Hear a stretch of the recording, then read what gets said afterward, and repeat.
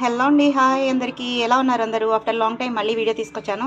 ఈసారి బాగా ప్రాక్టికల్ చేసి నేను ఎక్స్పీరియన్స్ చేసి తీసుకొద్దాం అనుకుని నిర్ణయించుకున్నాను. ఇది వచ్చి రోజ్మెరీ లీవ్స్ అండి. ఇది అంటే మనకి ఆన్లైన్లో రెడీమేడ్ కూడా దొరుకుతుంది. బట్ నేను ఇలా ట్రై చేశాను, చాలా బాగా యూజ్ అయింది. 15 days నుంచి యూజ్ చేస్తున్నాను నేను.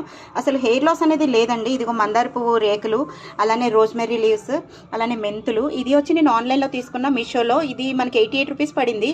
బట్ ఇది రెడీమేడ్ తీసుకుంటే 200 పైన ఉంది బాటిల్ ఒకటి.